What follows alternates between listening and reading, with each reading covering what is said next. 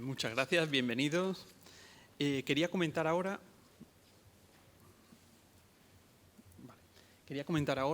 cuál ha sido nuestra experiencia con esta herramienta que hemos desarrollado en el marco, como bien ha dicho Sergio, de otro proyecto de cooperación, en este caso un proyecto de cooperación transfronteriza que se denomina POCTEFEX. El programa POCTEFEX es un programa de cooperación transfronteriza que está fuera del instrumento de buena vecindad de la Unión Europea, está enmarcado dentro de los fondos FEDER y tiene la particularidad de que intenta la conectividad entre los territorios más próximos, territorios fronterizos más próximos. Entonces, bueno, existen varios a nivel europeo. El POCTEFEX es el concreto para España y sus fronteras exteriores, su frontera sur. Entonces, no pueden participar en este programa solamente determinadas provincias que son las limítrofes con el territorio, en este caso de Marruecos, y del territorio marroquí solamente aquellas provincias que están en la zona más al norte. Entonces, bueno, dentro de ese ámbito de cooperación transfronteriza entre España y el norte de Marruecos, entre el sur de España y el norte de Marruecos, nosotros hemos desarrollado dos proyectos diferentes.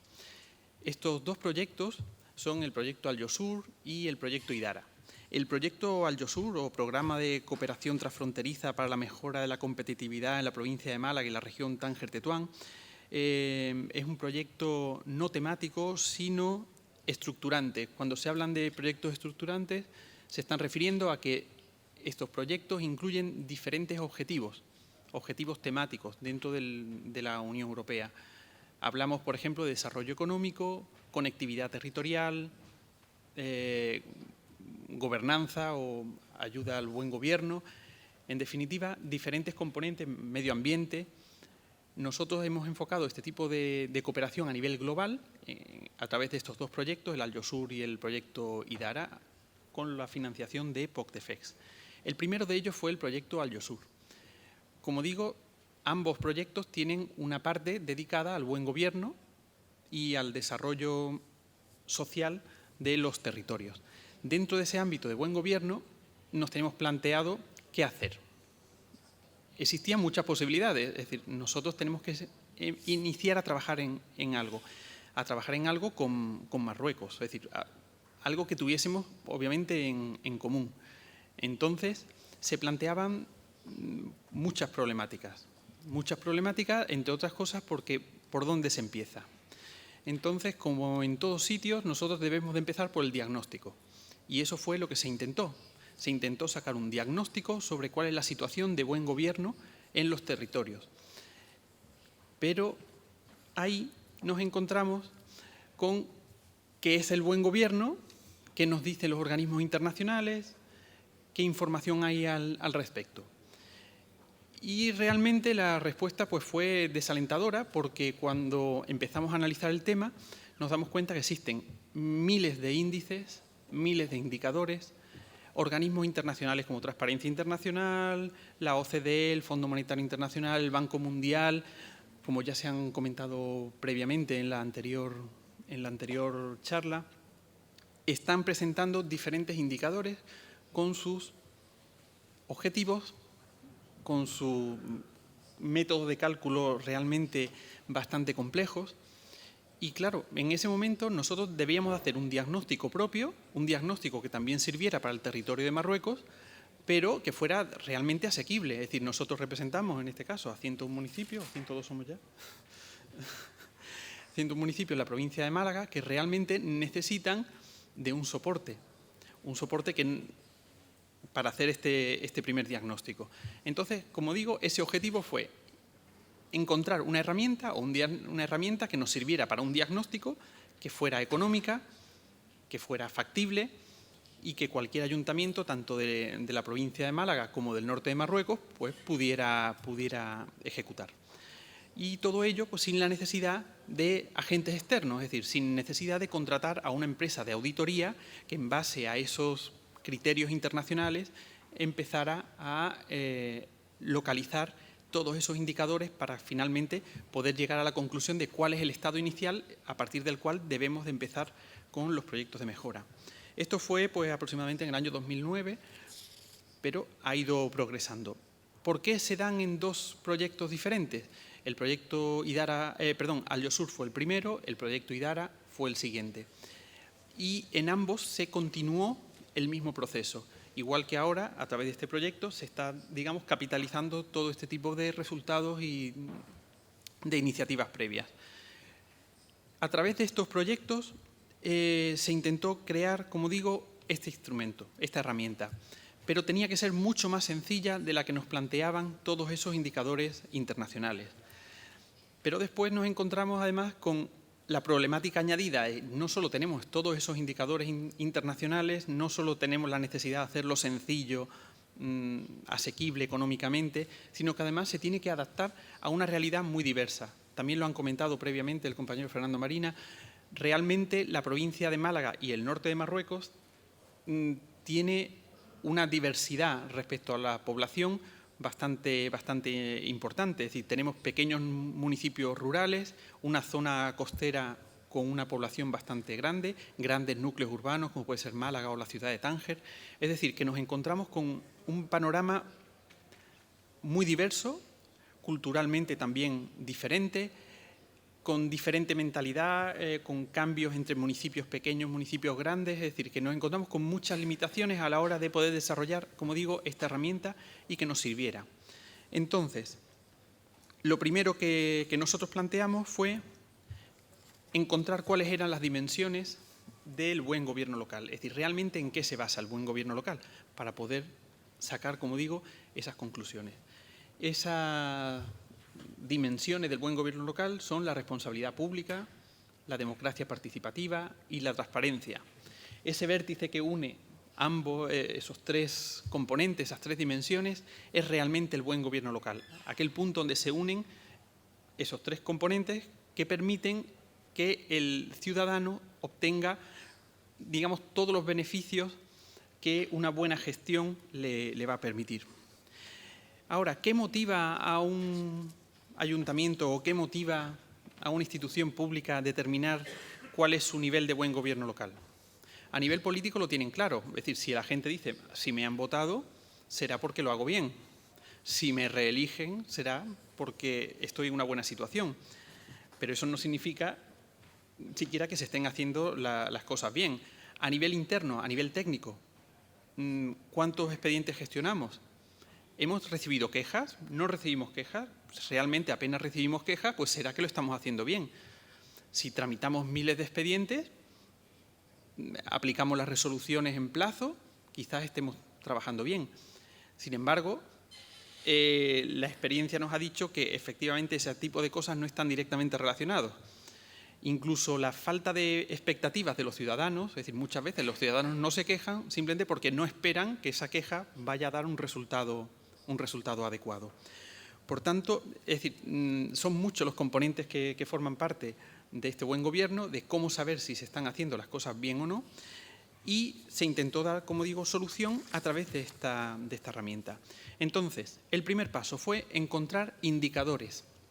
Dentro de ese mare magnum de indicadores, de organismos internacionales, de asociaciones, es decir, dentro de todo ese ámbito tan importante de indicadores, intentamos sacar aquellos que fueran especialmente relevantes y sencillos de localizar.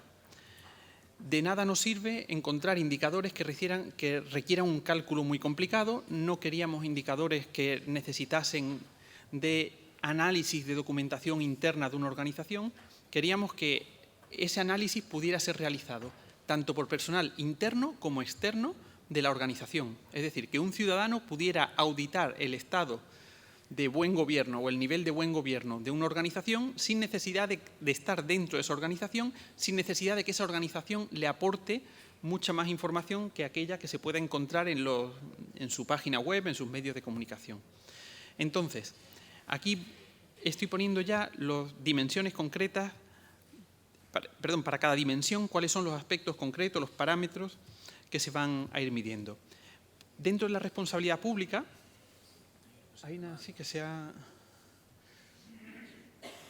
está la estructura organizativa en primer lugar, la capacidad estratégica municipal. Vamos a ver.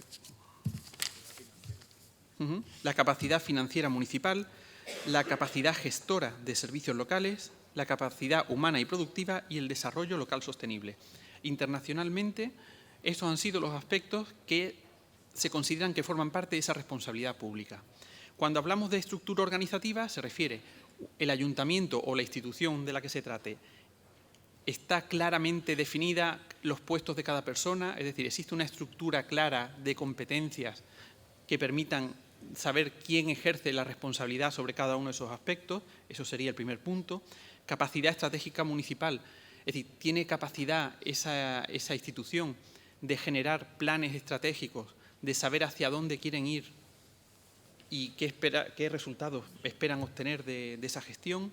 La capacidad financiera se viene a referir a si tiene, de qué manera se están gestionando los fondos públicos. Capacidades humanas y productivas es qué hace esa institución para favorecer que los funcionarios, que el personal que trabaja en esa institución esté capacitado, es decir, recibe formación, está preparado para hacer las funciones que se le encomiendan. Y por otro lado, el desarrollo local sostenible es si se tienen en cuenta pues, medidas medioambientales en la gestión municipal en cualquier ámbito. Entonces, para estas dimensiones, se propusieron una serie de indicadores. Entonces, nosotros en ese manual creamos un listado de indicadores para cada una de esas dimensiones. Entonces, aquí, por ejemplo, he ido marcando uno o dos indicadores simplemente como ilustración. Realmente en nuestro documento tenemos una media aproximadamente de unos 10 indicadores por cada una de esas dimensiones. Entonces, para cada dimensión, como digo, hemos sacado unos 10 indicadores. ¿Y cómo los hemos hecho? Como bien explicado antes, queríamos que fuera un indicador muy sencillo de obtener, que cualquiera lo pudiera saber. No tenían que ser datos numéricos que nos permitiera, es decir, que nos impidiese sacar conclusiones claras.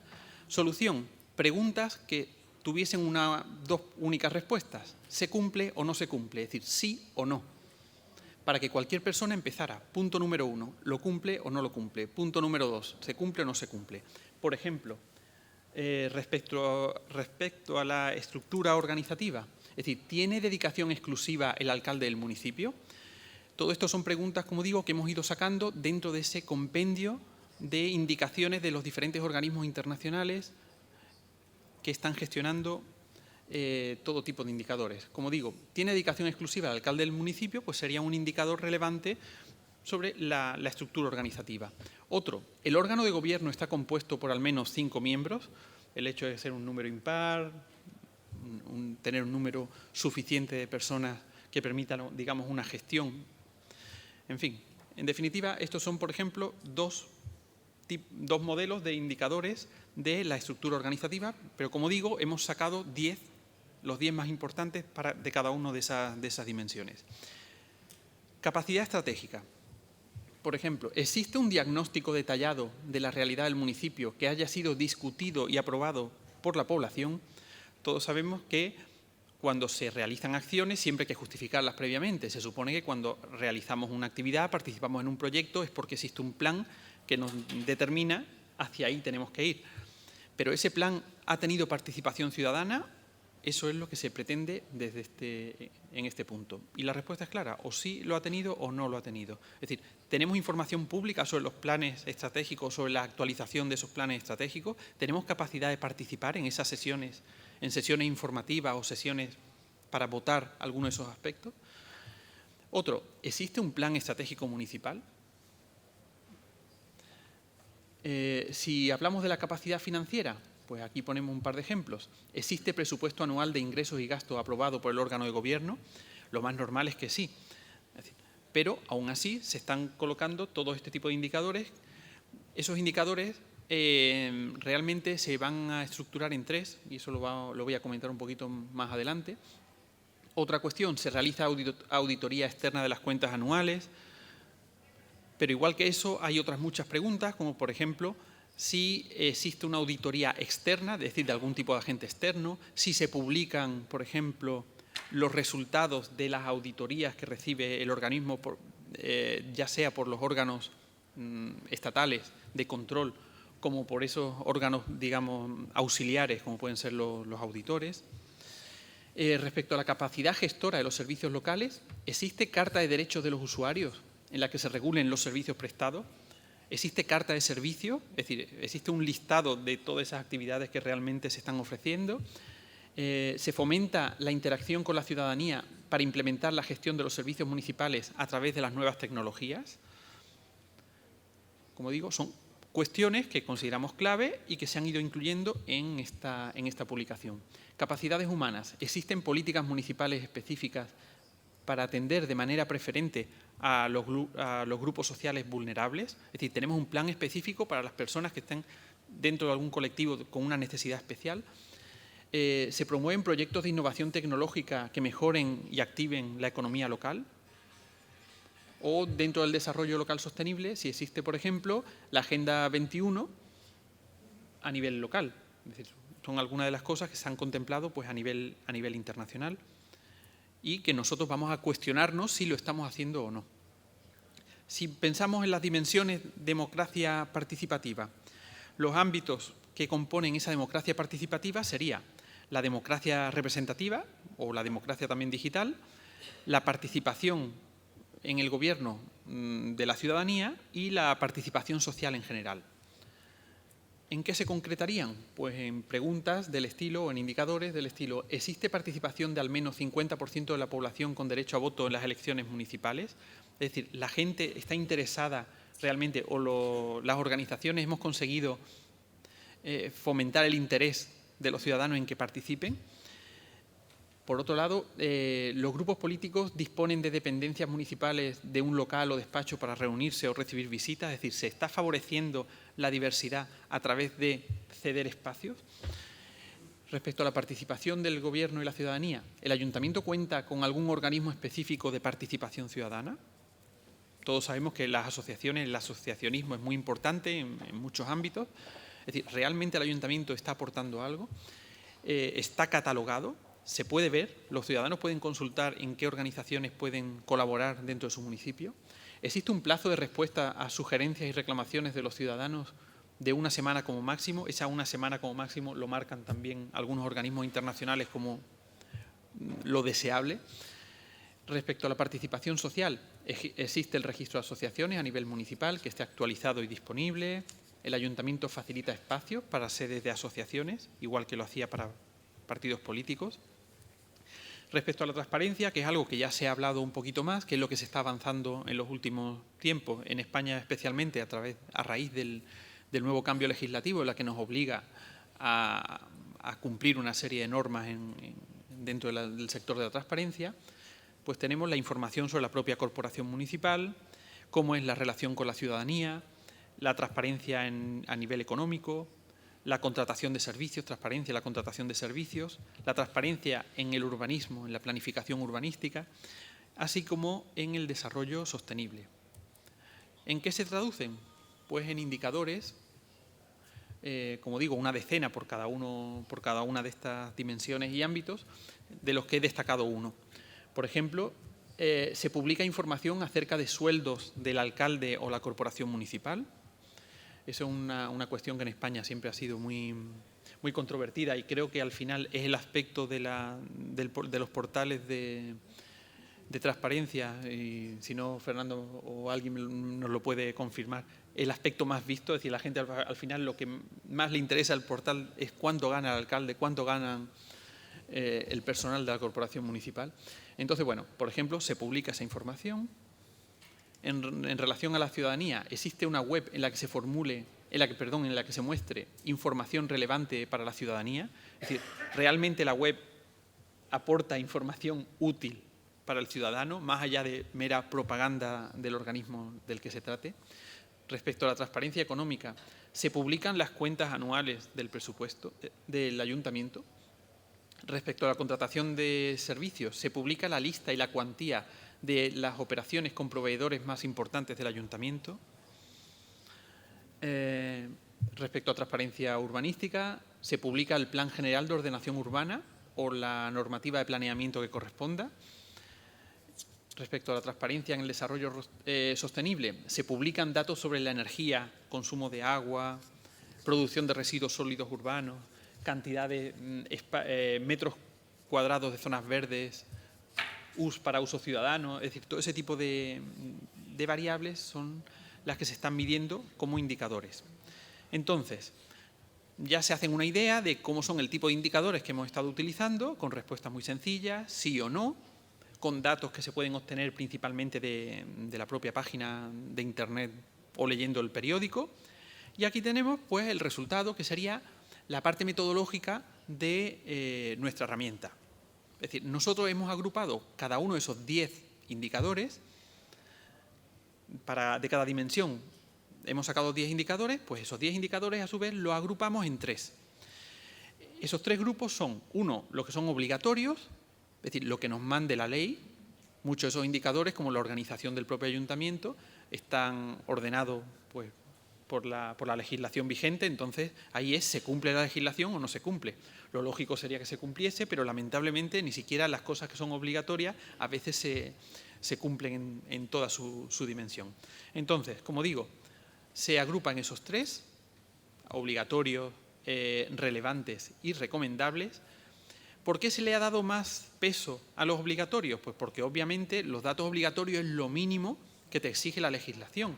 Entonces, por tanto, es lo que más tiene que pesar. Los datos relevantes son lo que las organizaciones internacionales nos dicen que debería utilizarse de manera generalizada. Y cuando hablamos de lo recomendable, sería, dice, bueno, vamos a hacer la bomba, vamos a dar lo mejor de nosotros. Entonces, ahí estarían esos indicadores sobre los aspectos recomendables. ¿Cómo se trabaja con esto? Cada vez que nosotros en ese listado digamos que sí a alguno de esos indicadores, miraremos en la tabla si es obligatorio, relevante o recomendable y le añadiremos la puntuación que corresponde a ese indicador. Haremos la suma total de ese resultado y lo compararemos con el máximo total, es decir, con el resultado máximo posible, con el máximo teórico. Aquí vemos, por ejemplo, un fragmento de la página del documento en la que se están catalogando la información. Como digo, esto es una herramienta que ha sido pensada no solo para España, sino también para el norte de Marruecos, y sabemos que tenemos legislación diferente. Hemos intentado añadir todos esos aspectos más, digamos, relevantes de su legislación que pudieran afectar a estas dimensiones, a su vez como los campos españoles. El resultado final, pues, como digo, sumamos el resultado que hemos obtenido, lo dividimos entre el máximo teórico que podríamos sacar si hubiésemos dicho que sí a todos los aspectos que se han marcado y obtendríamos pues un número entre el 0 y el 1 y entendemos que ese número sería pues, bueno, adecuado, aceptable, insuficiente o crítico en función de ese nivel, en fin, en función de ese resultado. Entonces, ¿qué ventajas tiene esta herramienta? Primero, que era sencilla, que lo puede hacer cualquier ciudadano, que se responde de una manera muy clara, sí o no, si se cumple. A nivel de diagnóstico o autodiagnóstico, nos permite comprobar la evolución del fenómeno. Es decir, nosotros podemos comprobar en qué situación estuvimos hace 2 años, pero dentro de 6 meses la vuelves a hacer y han podido cambiar. Es decir, tenemos un portal de transparencia que está en constante evolución.